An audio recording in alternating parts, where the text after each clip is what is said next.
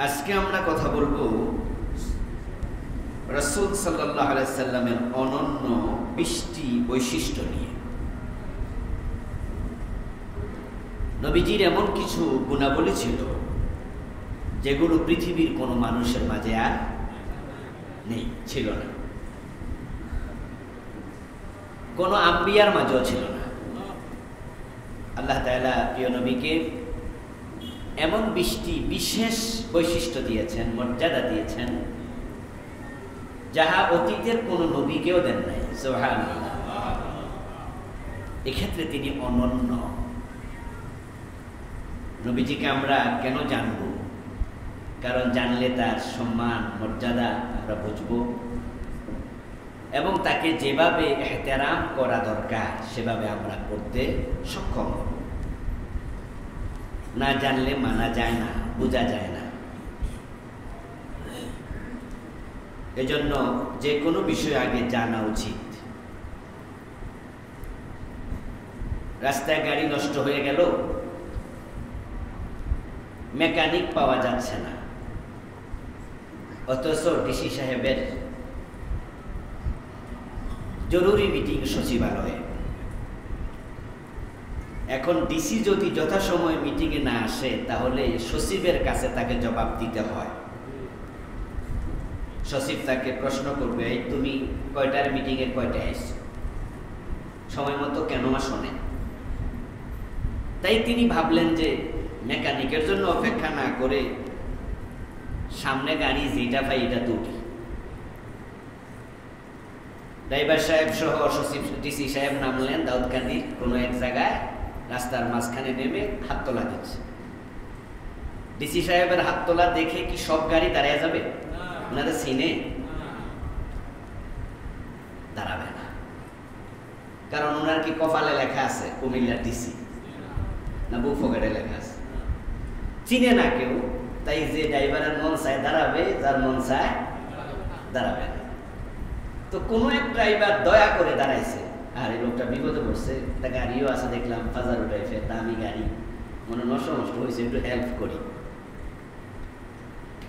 তাই যখন দাঁড়াইছে তখন ড্রাইভারের মনে চিন্তা হলো, আমি তার প্রতি দয়া করলাম, না দাঁড়াইলেও আমি পারতাম। তারপরে দাঁড়াইয়া যখন তুলছে গাড়িতে, তখনও কি ওনার প্রতি অগাধ শ্রদ্ধা নিয়ে তুলছে? তখনও মনে মনে ভাবে আমি ওঠান তাড়াতাড়ি, আর এসে যে এটাই তো বেশি।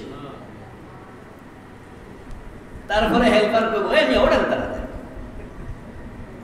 নাকি করবো স্যার স্যার স্যার স্যার ওঠান দয়া করেন, হ্যাঁ চিনেই তো কিসের স্যার, আবার ওঠান মেয়ে। তারপরে আবার সিট যদি একবারে সবার পিছনে খালি থাকে তাহলে কি করবো? সোজা নাক বরাবর যাই পিছনে সিটে চুস করে হয়ে যাবে। আসলে কি তাই না? হেল্পার করবো একবার ওই পিছনে সিটে বসে খালি আছে। এই হচ্ছে ব্যবহার, কারণ চিনে না। তারপরে এবার গাড়িওয়ালা যখন চাবে, এই যে যান দাঁড়ান, ডিসি সাহেব দেখেছে মানি ব্যাগে 1000 টাকার নিচে কোনো নোট নাই। এখন 1000 টাকার নোট বাইর করাতে হেল্পার কয়, কাম পান্না খাইয়া বাড়িতে থাকে না, 400 টাকার ভাড়া 1000 টাকা দেন।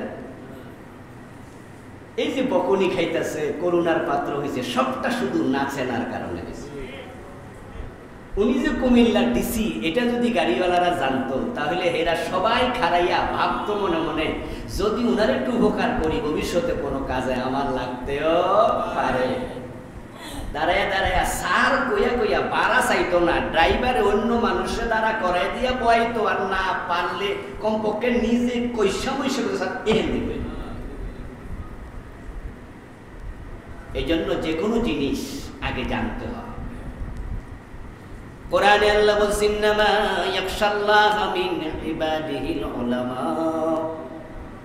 আল্লাহর বান্দাদের মাঝে আল্লাহকে শুধু আলেমরাই ভয় করে। শুধু শুধু ইন্নামা আদতে হাসান হরফে হাসান। ইন্না অর্থ নিশ্চয়ই, কিন্তু ইন্নামা অর্থ আর নিশ্চয় না, এটা নতুন শব্দ। আরবি ব্যাকরণে ইন্না মানে হরফে মুশাব্বাহ বিল ফেল, মা মায়ে কাফা, দুটা মিলে নতুন একটি রূপ হয়, এটার নাম হরফে হাসান। বালাগাতে হরফে হসর হয় 4 ভাবে, তার মাঝে চারের মাঝে একটা হলো ইন্নামা, যেটা শুধু অর্থ দেবে ইন্নামা ইয়াখশাল্লাহা মিন ইবাদিহিল উলামা। আল্লাহ বলে আল্লাহর বান্দাদের মাঝে শুধু আলেমরা আল্লাহরে ভয় করে। তো যারা আলেমরা আলেম নয় তারা আল্লাহকে ভয় করে না। মনে কষ্ট পাইছেন মনে হয় না? আজকে হুজুর নিজের পক্ষের একটা আয়াত খুঁজে পাই। আরে আলেম তো আপনারাও। আলেম মানে কি বড় টুপিওয়ালা লম্বা কুর্তাওয়ালা? আলেম মানে হচ্ছে দ্বীনের ইলমওয়ালা। যার কাছে ইলম আছে তাকে কি বলে? আলেম। নাকি বড় কুর্তা কাট দিলে আলেম কয়? ডাক্তার জাকির নায়েক মাদ্রাসায় পড়ে নাই কোনোদিন, উনি কি আলেম না? আমাদের সে কত বড় আলেম, অনেক বড় আলেম তিনি। কাবার ইমাম যার সাথে মুসাফা করে নিজেকে ধন্য মনে করে। কাবার সকল ইমামের নাম আমরা জানি না। ইমাম কাবা শরীফকে শুধু আব্দুর রহমান সুদাইস একজনই, সকল ইমামের নাম আমরা জানি না। কিন্তু ডক্টর জাকির নায়েকের নাম জানে না এখানে কয়জন আছেন? দুনিয়ার যত সচেতন মুসলমান সবাই জানে। এই কথাটা কাবার ইমামরাও বোঝে যে এই বেডারে দুনিয়ার সব মুসলমানে চিনে, কিন্তু আমাকে সব মুসলমান চিনে না। ও জাকির নায়েক আমার মতো বড় কুত্তাওয়ালা নয়, কিন্তু তাওরাত জানে, ইনজিল জানে, বেদ জানে, গীতা জানে, মহাভারত জানে, রামায়ণ জানে, কোরআন শরীফ জানে, হাদিস শরীফ জানে। তো উনি কি আলেম হিসাবে আমার ছোট না বড়? আলেম সে যার ইলম আছে। ইলম হচ্ছে ওই বিষয় যা আল্লাহর সাথে মানুষকে সম্পৃক্ত করে। আপনারা যা জানেন, আপনার জানা বিষয়টা যদি আল্লাহর সাথে আপনাকে সম্পৃক্ত করে তাহলে আপনিও আলেম। রবীন্দ্রনাথ ঠাকুর বাংলা ভাষা জানতো, এই বিষয়ে আমাদের কোনো সন্দেহ আছে নাকি? এবারে হিন্দু তাই কমু যে বাংলা জানতো না নাকি? উনি বাংলায় পণ্ডিত ছিলেন, কিন্তু তাকে আমরা আলেম বলবো? কারণ তার এলেম তাকে আল্লাহর সাথে পরিচিত করে নাই। প্রিয় ভাই, আল্লাহ বলছেন যে শুধু আলেমরা আল্লাহকে ভয় করে, অর্থাৎ আল্লাহকে সেই তো ভয় করবে যার আল্লাহর ব্যাপারে এলেম আছে। এবার বলুন তো, সবার এলেম কি সমান? এলেম কম বেশি হয়। এই জন্য যার এলেম আল্লাহর ব্যাপারে যত বেশি, সে আল্লাহকে ভয় করে তত বেশি। নবীজি সাল্লাল্লাহু আলাইহি ওয়াসাল্লামের বাসায় গেলেন একজন, দু তিনজন সাহাবী মিলে, মা আয়েশা সিদ্দিকা এবং নবীজির অন্য স্ত্রী।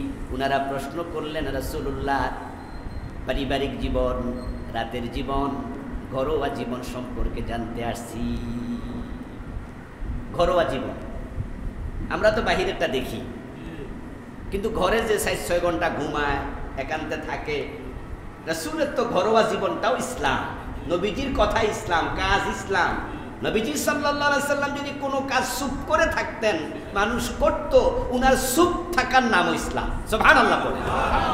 উনি জীবন্ত ইসলাম।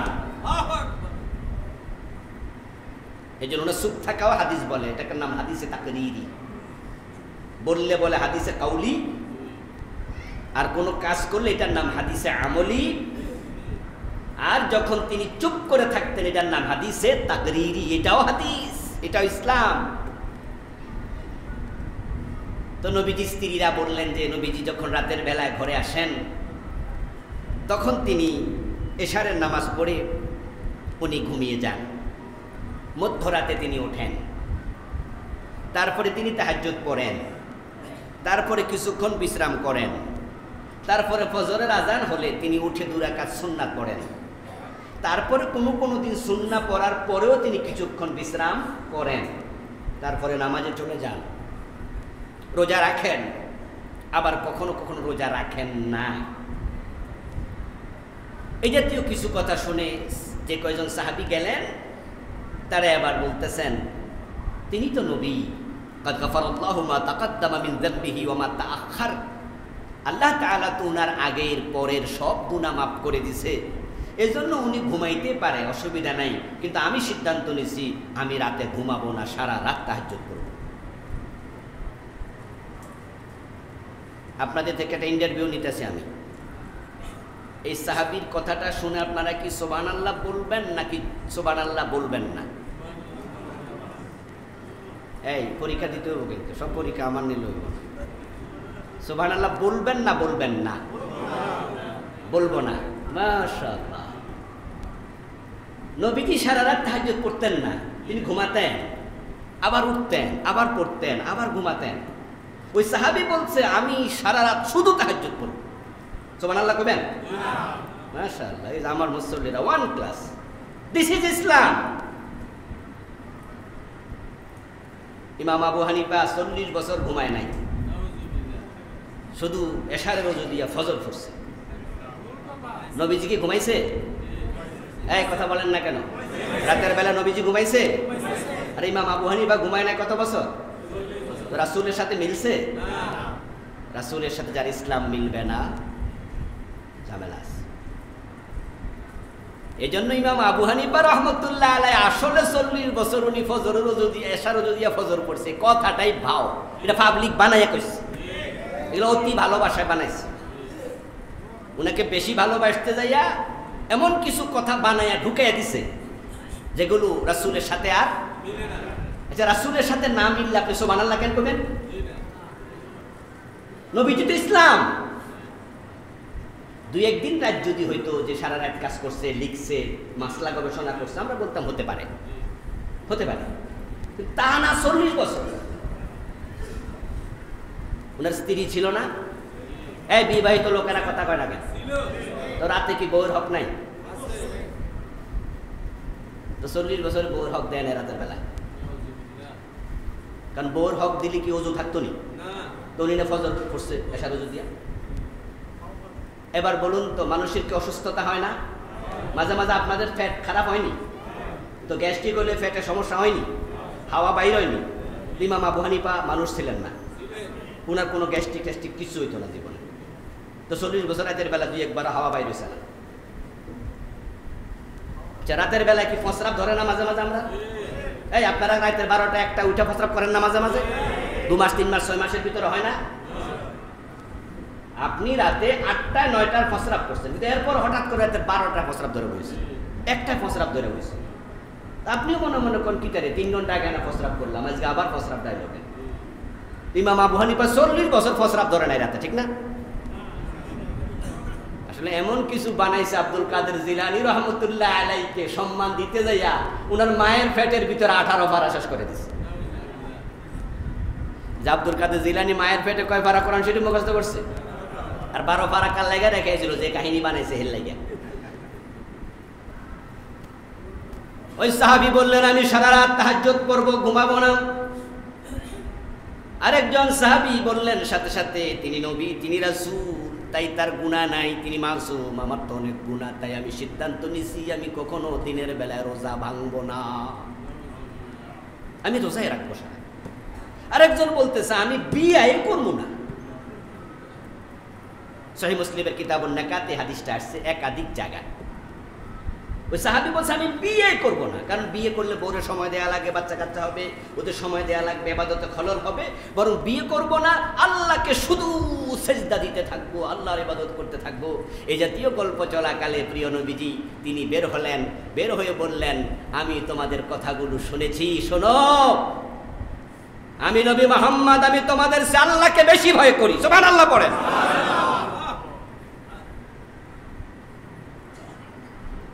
আমি আল্লাহকে সবচেয়ে বেশি জানি, সবচেয়ে বেশি মানি, সবচেয়ে বেশি ভয় করি। তারপর আমি বিয়ে করি, তারপর আমি ঘুমাই, তারপর মাঝে মাঝে রোজা আমি ভাঙ্গি। আর তোমরা আমার চেয়ে আর বড় মুত্তাকি হয়ে যাবে। নবীজি ধমক দিলেন। এবং ওই যে সাহাবী বলছে বিয়ে করব না, নবীজি তখন বললেন আন-নিকাহু মিন সুন্নতি ফামান রাগিবা আন সুন্নতি ফালাইসা মিন্নি। তুমি কোন মুত্তাকি হইছো মিয়া, জীবনে বিয়ে করবা না? আমি তো বিয়ে করছি। বিবাহ আমার সুন্নাহ, যে আমার সুন্নাহর বাহিরে চলে যায় সে আমার উম্মত থাকে না। এই জন্য হুজুরেরও আর শুনে সুবহানাল্লাহ কইেন না, একটু বিবেক খাটাইয়েন। কিন্তু আমাদের দেশের শ্রোতারা অনেক অবুঝ। আলহামদুলিল্লাহ, আমি এই ক্ষেত্রে সৌভাগ্যবান যে আমার কিছু শ্রোতা বুঝওয়ানা। দেওয়ানবাগের পীর সাহেব যে মরে গেছে, উনি বক্তৃতা দিচ্ছে তার শ্রোতাদের সামনে যে তোমরা এই চেয়ারে যাকে এখন বসা দেখছো, আর সে গেলে তাকেই দেখতে পাবে। উনার শ্রোতারা বলছে সুবহানাল্লাহ। তারপর উনি প্রশ্ন করছে, কথা কি ক্লিয়ার? শ্রোতারা কয় হ্যাঁ হুজুর ক্লিয়ার। মানে কি বক্তা আর কি শ্রোতা সব ক্লিয়ার হয়ে গেছে। ওনার একটা আলোচনা ভিডিওতে এখনো আছে, আপনারা পাবেন অনলাইনে। উনি বলছে রাসূলুল্লাহর মেয়ে মা ফাতেমাকে আমি বিয়ে করছি। আচ্ছা, আপনারা কেউ ওয়াজটা শুনছেন? আর কেউ? এই যে শুনুন না, লোক এখানে আছে। প্রথমে বলছে মা ফাতেমা, পরে বিয়ে করছি। তাহলে কারে বিয়ে করছে? আকল কি? এরপরে শ্রোতাদেরকে কি বলে জানেন? কথা কি ক্লিয়ার? শ্রোতারা কয় হুজুর ক্লিয়ার। এত ক্লিয়ার বালা না। যে যা বলবে তা ইসলাম নয়। কোরআন সুন্নাহ সামনে রেখে আকলকেও প্রশ্ন করতে হবে যে হুজুরের কথাটা সঠিক কিনা। অনেক মাহফিলে আমরাও বসি আপনাদের মতো শ্রোতা হয়ে, যখন বক্তার ওয়াজ শুনি তখন পাবলিক সুবহানাল্লাহ কইল, আমি মনে মনে বলি আস্তাগফিরুল্লাহ আস্তাগফিরুল্লাহ আস্তাগফিরুল্লাহ। কইল কি হুজুরে? কইল কি? তো সব কইল সুবহানাল্লাহ, আর আমি কইলাম আস্তাগফিরুল্লাহ, কারণ তার এই বিষয়ে ইলম নাই। আর ইলম না থাকলে সে বুঝবে না। আল্লাহকে সবচেয়ে বেশি ভয় করে আলেমেরা। কোরআন হাদিস যাদের বেশি জানা আছে সে আলেম হয়। এখন আল্লাহকে ভয় করলে মুত্তাকি হয়, মুত্তাকি জান্নাত পায়। এখন মুত্তাকি হয়ে জান্নাত পাওয়ার জন্য ইলম শিক্ষা করা দরকার আছে না নাই? তো রাসূলের জীবনের উপরে বই পড়ছেন নি এই রবিউল আউয়ালে? রাসূলকে জেনেছেন? না জানলে কেমনে হবে? ওই যে ডিসি সাহেবরে কইবে যে পিছনে যান, বইয়েন মিয়া, আটেন মিয়া। আর জানলে তো সার সার কইয়া গলা শুকাই ফেলতো। নবীজির জীবনী পড়বেন। এই বইটা যারা নেন নাই নেবেন। আমি সংক্ষেপে রাসূলের কর্মজীবন চমৎকার করে আলহামদুলিল্লাহ তুলে ধরেছি। বইটা আসেনি না শেষ হয়ে গেছে? আছে, আমাদের মুয়াজ্জিন সাহেবের কাছে আছে, নিয়ে যাবেন। আমরা পড়ি, পড়ার কোনো শেষ নাই, পড়া চলবে মৃত্যু পর্যন্ত। বরং আল্লাহর কাছে দোয়া করি, আল্লাহ ছাত্র রেখে মৃত্যু দিও। যে শিখে যে পড়ে সেই তো ছাত্র নাকি? একজনের কাছ থেকে শুনলে ভালো লাগে, যাক বলেন হুজুর বলেন, আর একটু শিখি, আর একটু বলেন। শেখার জন্য মাঝে মাঝে গাড়ি ড্রাইভ করে চলে যাই ওস্তাদের কাছে, যাই সেখানে 2 ঘন্টা 3 ঘন্টা 5 ঘন্টা সময়। এমনও ছিল একদিন ছিলাম, এই কয়েকদিন আগে 2-3 বছর আগেও, সকালে গেছি সন্ধ্যা পর্যন্ত ছিলাম ওস্তাদের বাড়িতে, শেখার জন্য গিয়েছি। কারণ যারা শিখতে যায় তাদের পায়ের নিচে ফেরেশতা পাখা বিছায়। আর যখন আপনি মনে করবেন যে আপনার শেখা শেষ, তাহলে আপনার পায়ের নিচে রহমতের ফেরেশতার পাখা আর হবে না। এবং নবীজি বলছেন, মান জাহুল মাউত ওয়া হুয়া ইয়াতলুবুল ইলমা লিইহইয়া বিহিল ইসলাম ওয়া বাইনাহু ওয়া বাইনান নাবিয়্যিনা দারাজাতুন ওয়াহিদা। যে ইসলাম শিখে জিন্দা করার মানসিকতা নিয়ে যে আমি মাসলা জানবো, মাসলা মানবো, ইসলামের যে বিধানগুলো মরে গেছে এগুলো জিন্দা হবে আমার উসিলায়, আমার মাধ্যমে আমি এগুলো মানুষকে শিখাবো, এরকম করে শিখতে থাকে, এর মাঝে মৃত্যু এসে যায়। নবীজি বলছেন এই অবস্থায় মৃত্যু হলে আল্লাহ তাকে নবীদের পাশের জান্নাত দিয়ে দেবে। আমরা নবীজিকে জানবো, তার প্রতি আমাদের শ্রদ্ধা সম্মান বাড়বে, তাকে মান্য করা সহজ হবে। ওনার অনন্য বৈশিষ্ট্য আমি এই বইতে 20টি লিখেছি। 1 নাম্বার, উনি ঘুমালে অজু ভাঙত না। সুবহানাল্লাহ বলেন। আমরা ঘুমালে অজু থাকে, কিন্তু নবীজির এটা অনন্য বৈশিষ্ট্য, এক্সেপশনাল বৈশিষ্ট্য। এক্ষেত্রে তিনি অনন্য, ফরিদ, বেনজির। উনি একদিন ঘুমালেন, মা আয়েশা বলে যে আমি নবীজির নাকের ডাক, মাইমুনা, মা মাইমুনা, রাসূলের স্ত্রী 11 জনের মাঝে একজনের নাম কি ছিল? মাইমুনা। মা মাইমুনা থেকে বর্ণিত হাদিস, তিনি বলছেন আমি নবীজির নাকের ডাক শুনতে পেলাম। উনি ঘুমালে মাঝে মাঝে একটু নাকে আওয়াজ হতো, গভীর ঘুমে। এরপরে ফজরের নামাজের আজান হলো, তারপরে তিনি ঘুম থেকে উঠে সুন্নাহ পড়লেন, মসজিদে চলে গেলেন। আমি নবীজিকে বললাম, হুজুর আপনি তো ঘুমাইছেন। ঠিক একই ঘটনা মা আয়েশা থেকে বর্ণিত আরেকটি হাদিসে আছে। মা আয়েশাও একই কথা বলেছেন, নবীজি আমার ঘরে ঘুমাইছেন, নাক ডাকছেন, অর্থাৎ গভীর ঘুম, তারপর উঠলেন, নামাজে দাঁড়ায় গেলেন। তো মা আয়েশা বলে, আমিও বললাম, ইয়া রাসূলুল্লাহ, যে আপনি তো ঘুমাইছেন, কারণ আপনি তো হাদিস শুনেছেন আমাদের, ঘুমাইলে ওযু আর। রাসূলকে বলে, আপনি তো ঘুমাইছেন। নবীজি বলে, ইয়া আয়েশা, আইনাইয়া তানামান ওয়া কলবি ইয়াকজান ওয়ালা ইয়ানামু কলবি। আয়েশা শোনো, আমি ঘুমালেও আমার অন্তর ঘুমায় না। এজন্য আমার ওযু ভাঙে না। নবীজিকে আল্লাহ তাআলা এখানে ভিন্নতা দিয়েছেন। আরেকটি ভিন্নতা, আমরা যেমন সামনে থেকে দেখি, নবীজি পিছন থেকেও সামনের মতোই দেখতে পেতেন।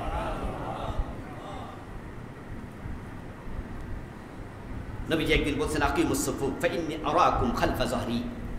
নামাজে দাঁড়ালেন, পিছনে সাহাবারা দাঁড়ালো, তাদের কাতারগুলো সোজা হয় নাই, একটু আঁকা বাঁকা। তাই নবীজি বলছেন, নামাজের কাতার সোজা করো, আমি তোমাদেরকে পিছন থেকেও দেখি, সামনে থেকে যেমন দেখি। এটা তার মুআজিজা।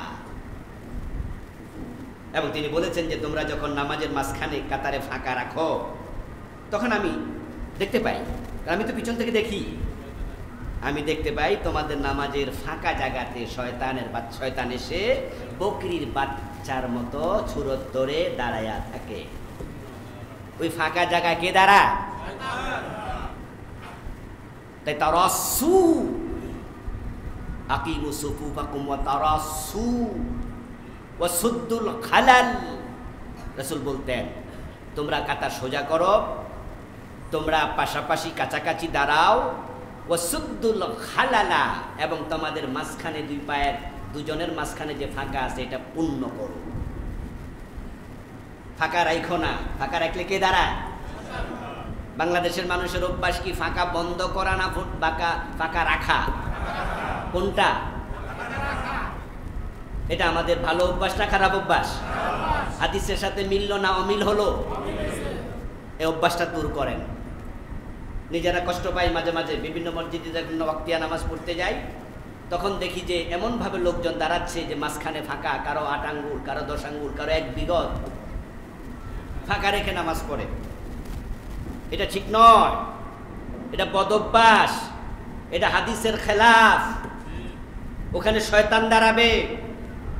আজ থেকে আমরা ফাঁকা রাখবো না। রাজি আছেন তো ইনশাআল্লাহ?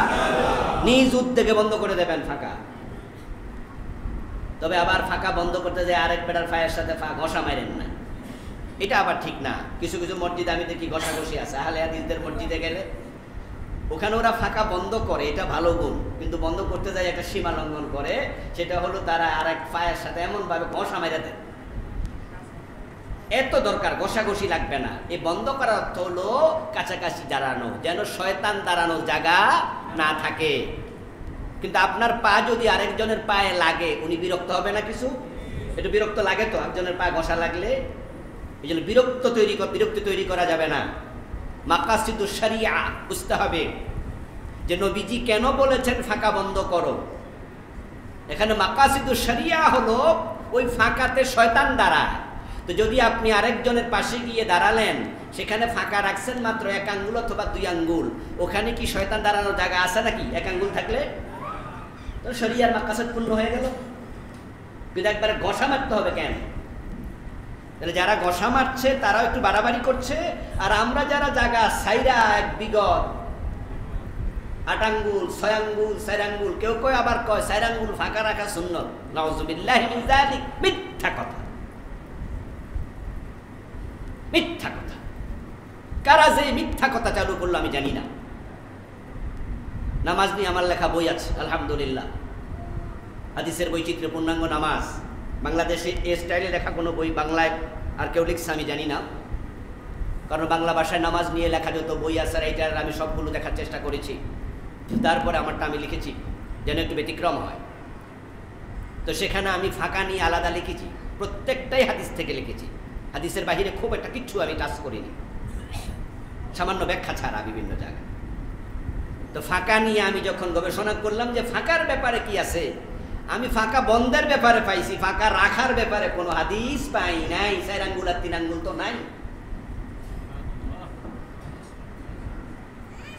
আপনি যখন নিজে নামাজে দাঁড়াবেন, একা একা নামাজ পড়ছেন, জামাত না, সুন্নত নামাজ। সুন্নত নামাজে কি ফাঁকা বন্ধ টন্ধ দরকার আছে? আপনি আপনার মতো পড়েন, জামাতের ব্যাপারে এটা। সুন্নাত নামাজে আপনি দাঁড়াইলেন, তখন ফাঁকা আপনার 2 পায়ের মাঝখানে কতটুকু থাকবে এ বিষয়ে হাদিসে কোনো কথা নাই। নবী যে বিষয়টা ব্যক্তির উপরে ছেড়ে দিছে, এটা আপনার জন্য যেমনি দাঁড়াইলে আপনি কমফোর্ট ফিল করেন। কিন্তু এখানেও আমরা মাসলা বানাইছি, কই যে না, ব্যক্তি নিজের 2 পায়ের মাঝখানে 4 আঙ্গুল। এই 4 আঙ্গুল আপনি পাইলেনটা কই? হাদিসে তো নাই, আপনি বানাইলেন কেন? যে সমস্ত ভাইদের রান একটু মোটা, এরা কি 4 আঙ্গুল আনতে পারবো? যদি কষ্ট মষ্ট আনে, তাহলে বেটা কি লম্বা নামাজ পড়তে পারবো? বিরক্ত লাগবে তো, কিছুক্ষণ পরে সে নিজে অস্থির হয়ে যাবে। এই জন্য নবীজি সাল্লাল্লাহু আলাইহি সাল্লাম ব্যক্তি নামাজে দাঁড়াবে, কতটুকু ফাঁকা থাকবে এ বিষয়ে তিনি কিচ্ছুটি বলেননি। এই জন্যই বলেন নাই যে যেভাবে দাঁড়াইলে কমফোর্ট সেভাবে দাঁড়াও। কিন্তু জামাতে যখন দাঁড়াবে, তখন তুমি অন্য জনের মাঝখানে, তোমার মাঝখানে ফাঁকা রেখো না, রাখলে এখানে শয়তান দাঁড়াইয়া যাবে। নবীজি বলতেন, আমি পিছন থেকে দেখি। এটা রাসূলুল্লাহর মুজিজা, এটা তার অনন্য চরিত্র, অনন্য বৈশিষ্ট্য। 3 নাম্বার, নবীজি সাল্লাল্লাহু আলাইহি সাল্লামের আরেকটি চমৎকার গুণাবলী, সেটা হচ্ছে ওনার ঘামের মাঝে মিস্কের চেয়ে বেশি সুগন্ধ ছিল।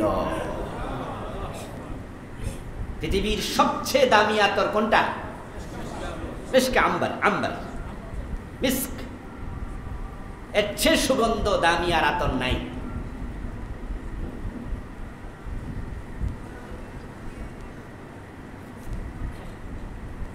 হযরত আনাস বিন মালিক বলেন যে নবীজির ঘামের গন্ধ, গায়ের গন্ধ, রাসূলুল্লাহর গায়েও গন্ধ ছিল, শরীরে গন্ধ ছিল, ঘামে গন্ধ ছিল। আমাদের শরীরের গন্ধ, ঘামের গন্ধ আমাদেরও আছে, তবে আমাদের ঘামের গন্ধটা মাঝে মাঝে একটু বিরক্তিকরই হয়, আমরা স্প্রে করা লাগে। কারো কারো ঘামে একটু দুর্গন্ধ হয়, আর বিশেষ করে বগলের নিচে তো ঘাম হলে সেখানে একটু খারাপ গন্ধ হবেই, ব্যাড স্মেল আসবেই। কিন্তু আনাস বলেন, মা শামিমতু আম্বারান কাত্তু ওয়ালা মিসকান ওয়ালা শাইআন আতিয়াবা মিন রিহি রাসূলিল্লাহি সাল্লাল্লাহু আলাইহি ওয়াসাল্লাম। আমি মিশকে আম্বর সহ দুনিয়ার যত গন্ধ, যতটুকু আমি পেয়েছি, আমি নিজে টাচ করেছি, গন্ধ নিয়েছি, আমি নবীজির গায়ের গন্ধ, ঘামের গন্ধের চেয়ে উত্তম কোন গন্ধ আর পাই নাই। মিস্কের চেয়ে বেশি সুগন্ধ ছিল। আনাসের মা উম্মু সুলাইম, আনাস বলতেছে, নবীজি ঘুমাচ্ছিলেন, আমার বাসায় বেড়াতে আসছেন। আনাসের বাড়িতে রাসূল বেড়াইতে গেছে, কারণ আনাস তো রাসূলের খাদেম, গত জুমায় বলেছি 10 বছরের খাদেম ছিলেন। নবীজি বেড়াইতে গেছে আনাসের বাড়িতে। ভাবতে পারেন, আমরা আমাদের ড্রাইভারের বাড়িতে বেড়াইতে যাই, দাওয়াত দিল তো আমরা মাইন্ড করি, এই বেটা তোর বাড়িতে আমি যাবো, কষ্কিরি তুই আমার দাওয়াত দিয়ে তোর বাড়িতে নিবি। চাকর বাকর আমাদের বাড়িতে, দারোয়ান টারোয়ান, ওদের বাসায় কি দাওয়াত দিলে আমরা 5 মাইল 10 মাইল দূরে আদৌ আন্তরিকতার সাথে যাই? বরং আমরা মনে করি আমরা ভিআইপি লোক, ওর বাড়িতে যাব। ও দাওয়াত দিল কিন্তু আমরা যেতে চাই না, আগ্রহ ফিল করি না। যাইয়েন ভাই যাইয়েন, কারণ আপনি যদি ওই গরিবের বাড়িতে যান, চাকরের বাড়িতে যান, ড্রাইভারের বাড়িতে যান, সে কিন্তু খুব গর্ববোধ করে, মনে মনে ভাববে, বাহ স্যার কত বিনয়ী মানুষ, আমার মতো গরিব মানুষের বাড়িতে উনি বেড়াইতে চলে আসছে। নবীজি গেছেন চাকরের বাড়িতে, ওখানে গিয়ে বিশ্রাম নিচ্ছে, ঘুমাচ্ছে।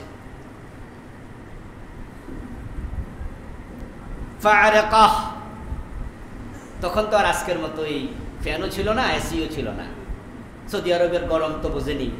নবীজি ঘুমের মাঝে ঘরমাক্ত হলেন, গা থেকে ঘাম বের হলো। وجاءت أمي بقارورة فجعلت تسلط العرق فيها আনাস রাদিয়াল্লাহু তাআলা আনহু বলেন, আমার মাকে দেখলাম মা একটা শিশি বোতল নিয়ে আসছে, বোতল নিয়ে এনে আস্তে করে বোতলের মুখ দিয়া রাসূলের ঘাম আস্তে আস্তে শিশির মুখে রেখে শিশির মাঝে জমা করা শুরু করেছে। ফাস্তাখাযান নবী সাল্লাল্লাহু আলাইহি ওয়াসাল্লাম, এর মাঝে প্রিয় নবীজির ঘুম ভেঙে গেল। তিনি ঘুম ভেঙে দেখেন যে আনাসের মা বোতলের চিপি দিয়া উনার ঘাম সংগ্রহ করে করে বোতলে জমাচ্ছে। তিনি তখন বললেন, ইয়া উম্মে সুলাইম মা হাদাল্লাযী তাসনাঈন, উম্মে সুলাইম এটা তুমি কি করতেছো, আমার ঘাম তুমি বোতলে ঢুকাচ্ছ কেন? قالت هذا عرقك نجعله في طيبنا هو من اطيب الطيب। হুজুর, আমাদের ঘরে কিছু সুগন্ধ আছে, কিছু আতর আছে, আপনার ঘাম আতরে মিশাতে চাই, আতরের গন্ধ আরো সুন্দর হয়ে যাবে।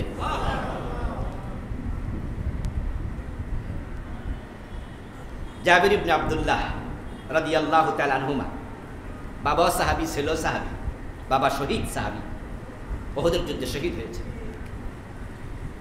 জাবির বলেন, ইন্নান নাবিয়্য সাল্লাল্লাহু আলাইহি ওয়াসাল্লাম লাম ইয়াসলুক তারিকান ফায়াতবিউহু আহাদুন ইল্লা আরাফা আন্নাহু সালাকাহু মিন তিবি আরাকিহি।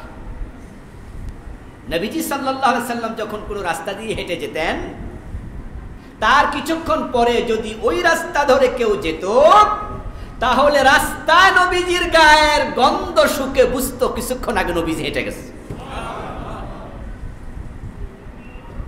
মানে কি বিস্ময়কর ব্যাপার।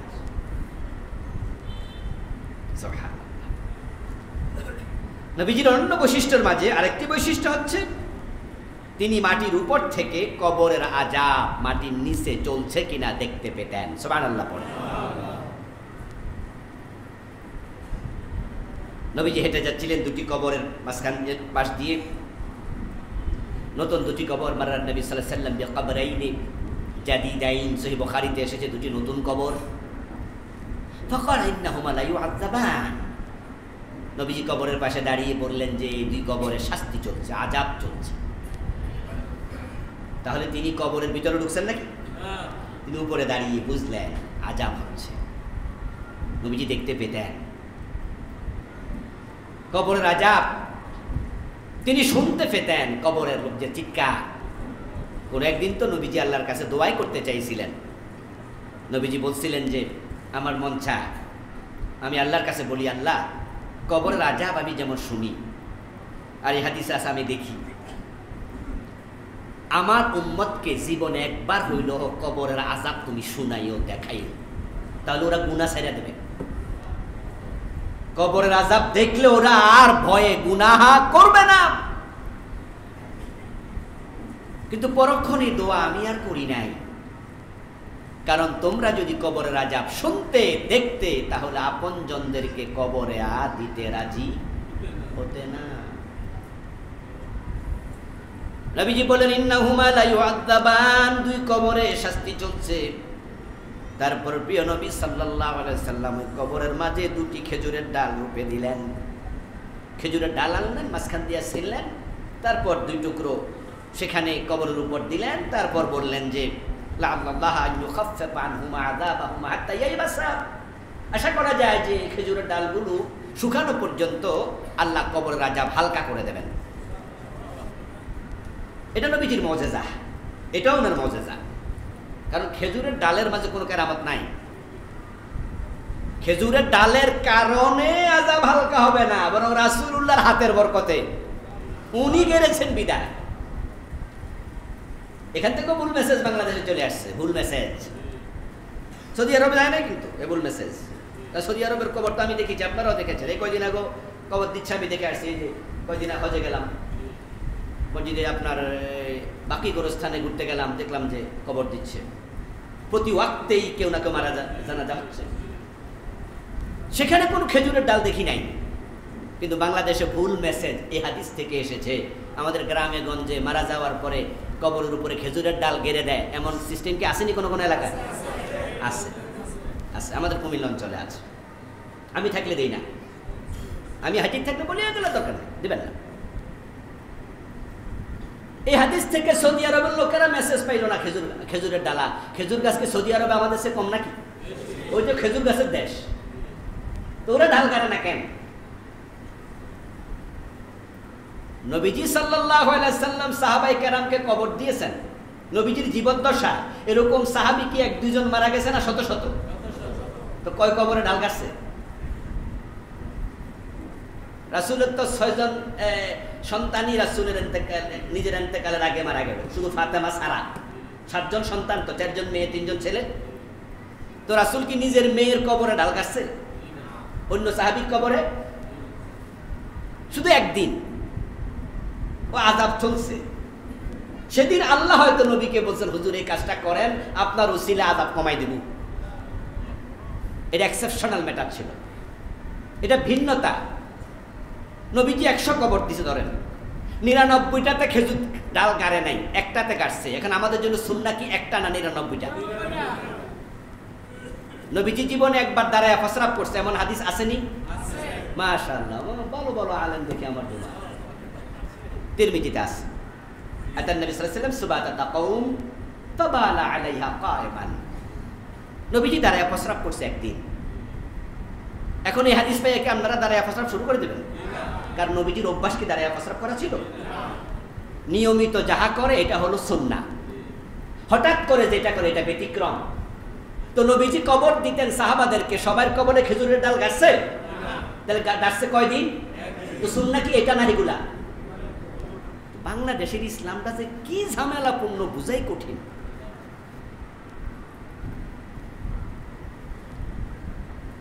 নবীজির আরেকটি অনন্য বৈশিষ্ট্য হলো শাফাআতে উযমা, যেটা কোন নবীকে আল্লাহ দেবেন না। কিয়ামতের দিন নবীজির সুপারিশ আল্লাহ বিচার শুরু করবেন। সকল নবী বলবে নাফসি নাফসি নাফসি, আমার কি উপায়, আমার কি উপায়। নবীজি বলবেন যে না, আমি এটা বলবো না, আখিরু লাহু সাজিদা, আমি সিজদায় পড়ে যাব। আল্লাহ আমাকে বলবে ইয়া মুহাম্মদ ইরফা রাসাক কুল তাসমা সালতুতা ইশফা তুশফা, আপনি যা বলুন বলুন শুনবো, যা অনুরোধ করেন সুপারিশ করেন সেটা রাখবো। নবীজি তখন বলবেন যে আল্লাহ আমার উম্মতের কি হবে? আল্লাহ আমি চাই যে মানুষগুলো কষ্ট না পাক, আপনি বিচার শুরু করেন। আল্লাহর নবীর সুপারিশ আল্লাহ বিচার শুরু করবেন। এর আগে হাসরের ময়দানে মানুষ খুব কষ্টে থাকবে, আল্লাহ বিচারই শুরু করবেন না।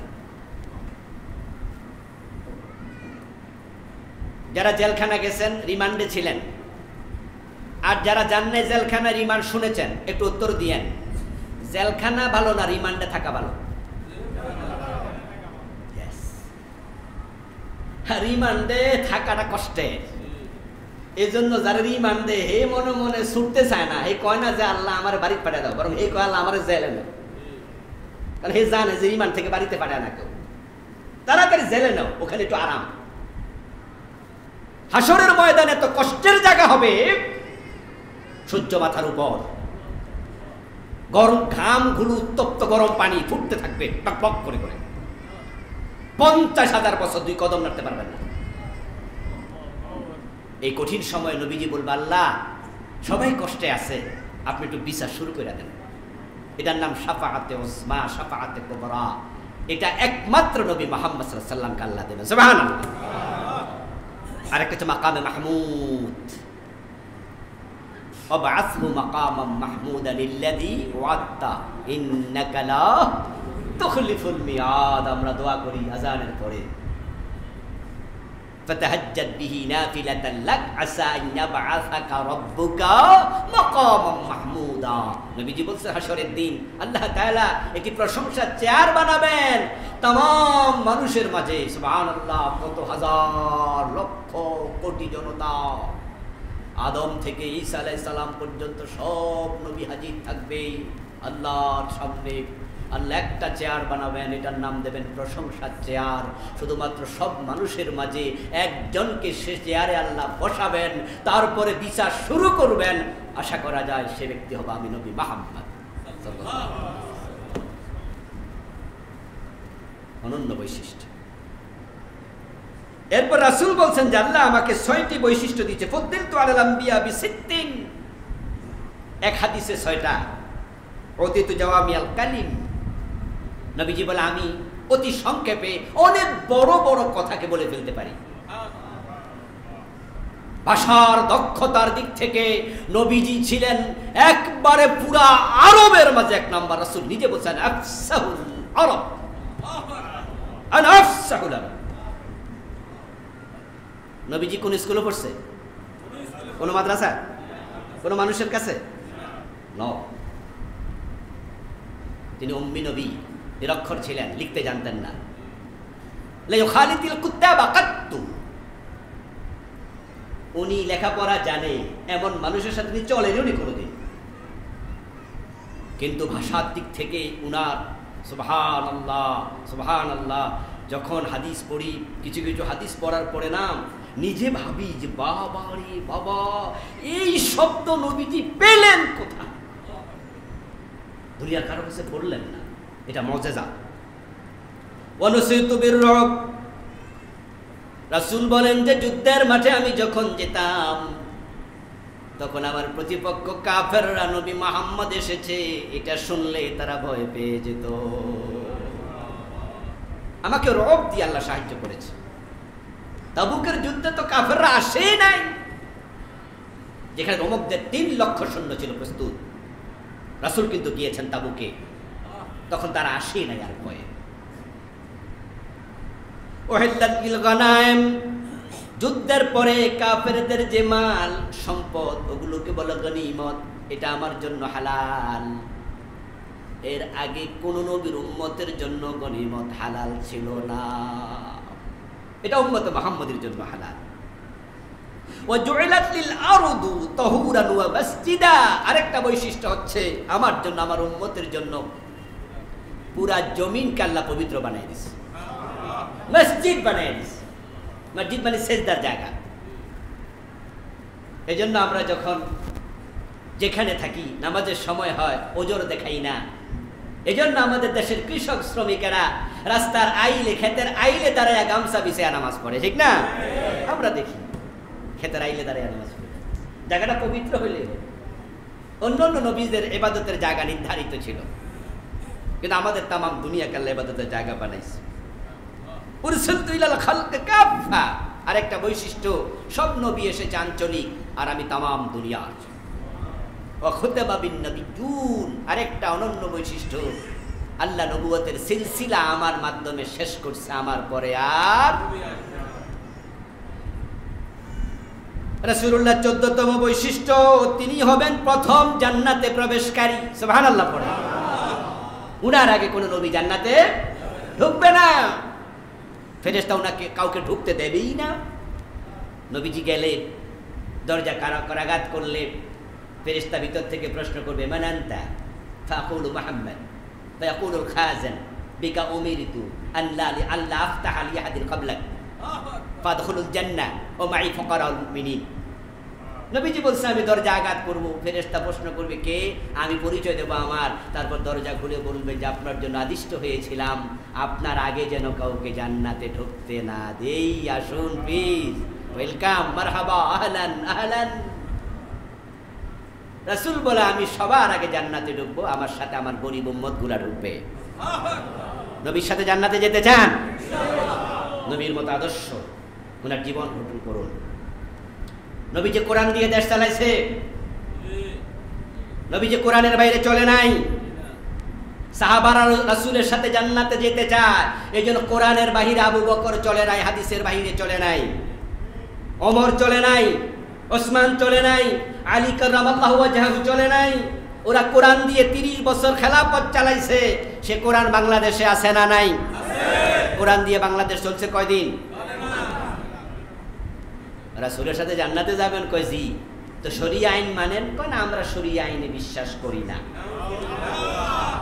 জান্নাত কি শ্বশুর বাড়ি নাকি, না মামার বাড়ি? শরিয়া আইন বিশ্বাস করেন না আপনি মুমিন? ঈমান আছে? ওদের দল কিভাবে করেন আপনি? কিভাবে করেন? জান্নাত খোঁজেন কেমনে তাহলে আবার? আরে আপনার জান্নাতের জন্য কথাগুলো বলছি, ওই দলের বিরোধিতা করার জন্য না। যদি আপনি কোরআনওয়ালাদের অন্য দল করেন, আমি যেই দল করি আমার দল করতে আমি কোনোদিন আপনাকে বলবো না, বলিনি, দরকার নাই। কিন্তু ইসলামী একটা দল করেন, যারা কোরআনের পক্ষে আছে ওদের দল করেন, ওদের সাথে থাকেন। তখন তো অতি বুদ্ধিমান হয়ে বলবেন, হুজুর আপনারা হুজুর তো 13 দল, আমরা কোন দিকে যাইতাম? তা আমি বলি ভাই, দল যেহেতু 13টা আছে, যে কোনো একটা ঢুকলে তো সারে। এলাকায় মসজিদ অনেকগুলা, তাই মন্দিরে যাবেন, ঠিক না? যে হুজুর এত মসজিদ, কোন মসজিদে যাবে, এই জন্য মন্দিরে ঢুকছি। আরে মসজিদ বেশি আছে, সুবিধা, যে কোনো একটা ঢোকেন, নামাজ পড়েন। কিন্তু মসজিদ বেশি তাই মন্দিরে যাবেন, এটা কি হয়? এটা কি যুক্তি হলো? কারণ বাজারে যখন মাছ কিনতে যাই, তখন আমরা যারা কাছাকাছি আছে, আমরা কারণ বাজারে মাছ কিনি। 1 মাইল দূর থেকে 2 মাইল দূর থেকে যাইয়া লোকজন কিনে। কেন? কারণ সেখানে মাছ দোকান কি একটা না শত শত? বেশি হলে অসুবিধা না সুবিধা? ইয়েস, দোকান বেশি হলে ক্রেতার জন্য সুবিধা, যাচাই বাছাই করে কিনতে পারবো, সুবিধা হইব, পছন্দ করে কিনা যাইব। দোকান আছে একটা, তো এখন কি করবেন? খারাপ হইলো এটাই। ইসলামী দল যদি শুধু একটা হইতো তাহলে তো সবাই এটার দোকান লাগতো। তো দল বেশি আছে, এতে করে অসুবিধা না সুবিধা? যাচাই করে ভালো একটা ঢুকে যান। আপনি আর আমি থাকতে ইসলাম দিয়া কেন দেশ চলবে না? আচ্ছা একটা প্রশ্ন করি, নবীজি যদি আজকে বেঁচে থাকতেন তাহলে কি কোরআনের বাইরে বাংলাদেশ চলতে উনি দিতেন? যারা চালাইত ওদের সাথে কি যুদ্ধ করতেন না?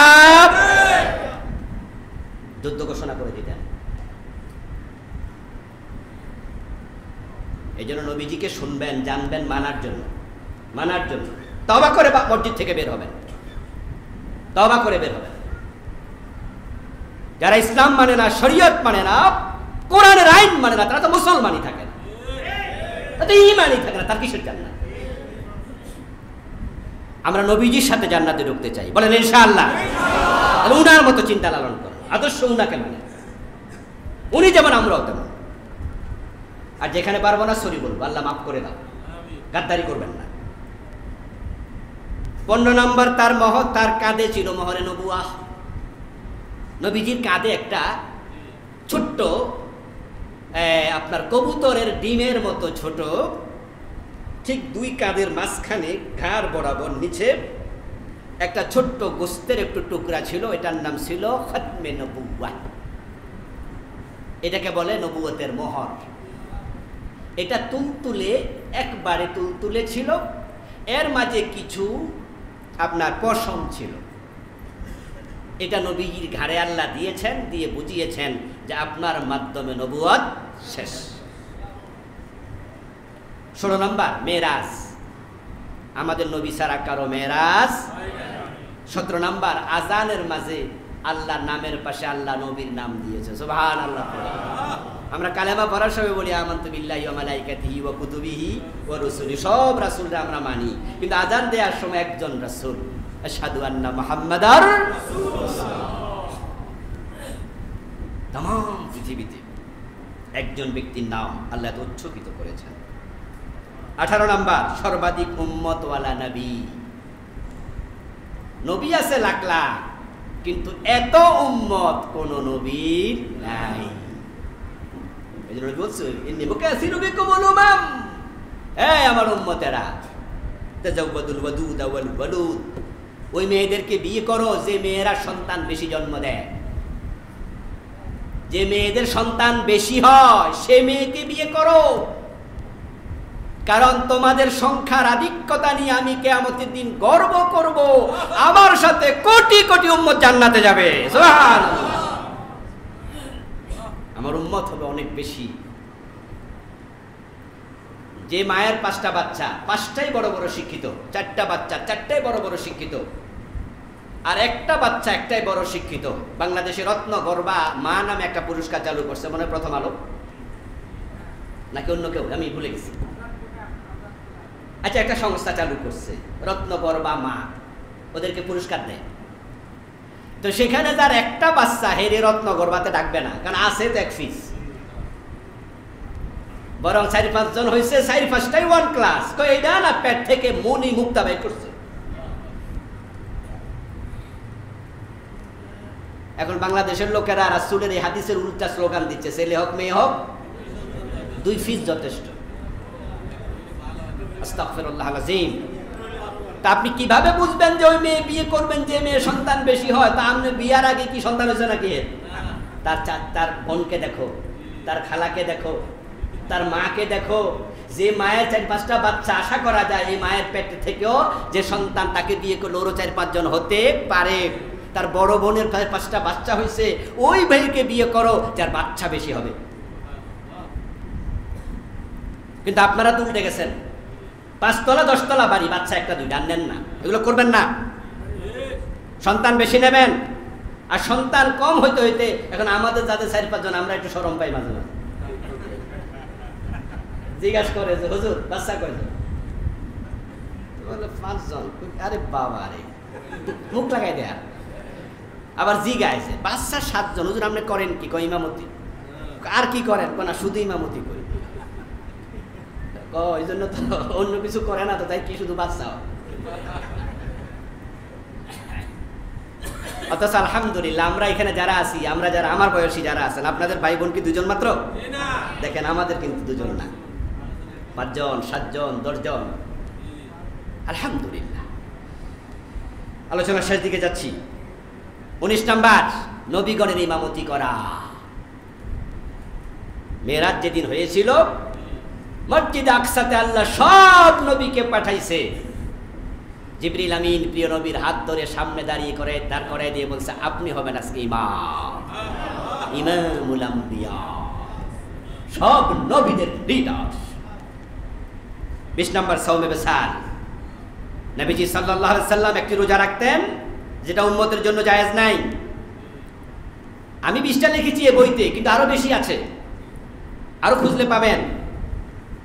যেমন নবীজি 11 বিয়ে করছে, এটা নবীর জন্য খাস, এটা অনন্য। ওই রোজাটা তিনি ইফতার করতেন না, সাহারি খেতেন না, লাগাতার 2 দিন 3 দিন 4 দিন 5 দিন ইফতার ছাড়া, সাহারি ছাড়া। তো সাহাবারা এটা শুনে ফেলছে, শুনে এবার কোন সাহাবী শুরু করে দিছে। তারা তো রাসূলকে খুব মানতেন। তো নবীজির কাছে আওয়াজ আসলো যে সাহাবারা সাওমে বিসাল রাখছে।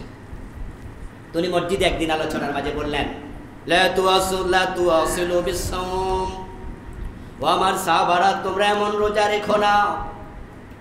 একজন সাহাবী বললেন, ইয়া রাসূলুল্লাহ আনতা তুয়াসিলু ইন্নাকা তুয়াসিলু। হুজুর শুনছি আপনি তো এমন রোজা রাখেন, তাহলে আপনি যদি রাখেন তাহলে আমাদের নিষেধ করেন কেন? নবীজি জবাব দেন, ফাইয়াকুম মিসলি ইন্নাল্লাহ আত'আমানি ওয়া সাকানি। তোমরা আমার মতো না, আমি খাই না কিন্তু আমার আল্লাহ আমারে খাওয়ায়। প্রেমের সুধা, প্রেমের সুরা, এটা মহান রবের ভালোবাসায় আমি টেরই পাই না, আমি যে খাই না, আল্লাহ আমাকে এভাবে খাওয়াইয়া দেয়, আমি টেরই পাই না। আইয়াকুম মিসলি, তোমরা তো আমার মতো নও, এই জন্য তোমরা এই রোজাটা রাখো না। এগুলো নবীজির অনন্য বৈশিষ্ট্য। এমন একজন নবী পাওয়াতে আমরা খুশি কিনা? ওনাকে অনুসরণ করুন, আপনিও দামি হয়ে যাবেন, আমিও দামি হয়ে যাব ইনশাআল্লাহ। প্রিয় ভাইরা,